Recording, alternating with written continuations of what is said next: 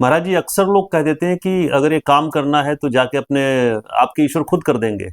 अभी भी हाल में कुछ ऐसी चीजें हुई कि विष्णु भगवान के बारे में बोला गया कि आपके प्रभु तो खुद ही कर देंगे। तो ये प्रभु करने आएंगे, कैसे क्या होगा, ये कहना लोगों का। देखिए, अगर परमात्मा ने किसी को उस जगह बैठाया है जहां उससे न्याय की अपेक्षा की जाए, जहां उससे सद्भाव की अपेक्षा की जाए, और वहां अगर वो अपने चरित्र से पूरी तरह न्याय नहीं कर पाता है तो निश्चित रूप से वहां बैठने का अधिकारी वो नहीं। वो सुनाम धन्य, मुझे उनका नाम याद नहीं है, उच्च पदस्थ है, उसी भारतीय संविधान की शपथ लेके बैठे हैं जिसमें नारायण के अवतार भगवान राम का चित्र है। क्या ऐसी बातें वो राम मंदिर के विषय में कह सकते हैं? राम मंदिर का फैसला भी तो सुप्रीम कोर्ट का ही फैसला था।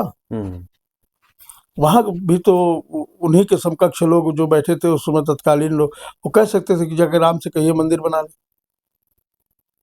वो ये भी कह सकते थे जाके बाबर से कहो आप मुकदमा लड़ लें।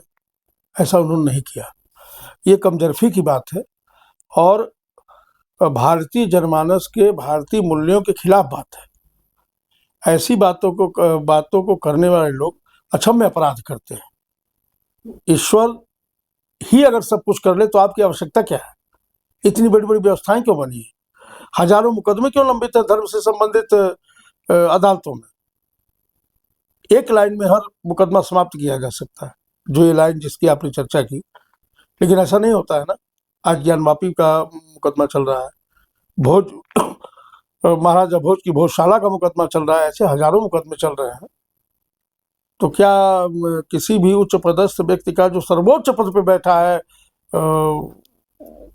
न्यायपालिका के, उसका ये कहना समीचीन है? इसका मतलब उसको भारतीय मूल्यों का ज्ञान नहीं है। उसने केवल कानून और कानून ही पढ़ा है और भारत की अधिकांश जनता उससे सहमत नहीं। मैं तो कम से कम बिल्कुल सहमत नहीं उनके इस कथन से हूं जैसा उन्होंने कहा। यह बिल्कुल बिल्कुल बिल्कुल खिलाफ है। मैं दोबारा कह रहा हूँ कि भारतीय मूल्यों के बिल्कुल खिलाफ है। इस तरह की बात उपहासात्मक है। हम अपने इष्टों और आराध्यों का अपमान नहीं बर्दाश्त कर सकते। ये गलत बात है और हर व्यक्ति को अपने पद की गरिमा रखनी चाहिए, अपने पद की मर्यादा जाननी चाहिए कि हम क्या कह रहे हैं। आप सोचिए जरा, ये दौर है इलेक्ट्रॉनिक मीडिया का। यह इस समय में कोई भी सूचना कितनी अच्छी बुरी हो छिप नहीं सकती है। आप प्रतिक्रिया झेल पाएंगे क्या? प्रतिक्रिया अगर हो गई तो धर्म हमेशा एक बड़ा संवेदनशील मुद्दा रहा है। धर्म के विषय में बोलने से पहले आपको सोचना चाहिए, कुछ भी, किसी को भी। आप उनसे पूछिए कि क्या वो इस्लाम धर्म पे ऐसी टिप्पणी कर सकते हैं। आप उनसे पूछिए क्या वो ईसाई धर्म पे ऐसी टिप्पणी कर सकते हैं, बुद्ध धर्म पे ऐसी टिप्पणी कर सकते हैं, जैन धर्म पे ऐसी टिप्पणी कर सकते हैं? नहीं कर सकते। वो उनको मालूम है कि आम हिंदू सहिष्णु है, वो कानून का पालन करता है, वो राष्ट्र का सम्मान करता है, उसकी संप्रभुता का सम्मान करता है। और जिस दिन ये सम्मान नष्ट हुआ तो आप पड़ोस में देखना। इस सम्मान को बनाए रखने की जिम्मेदारी भी हम सभी की है, चाहे हम किसी पद पर बैठे हो अथवा उसके अनुपालन में हमारी जैसी सामान्य जनता हो।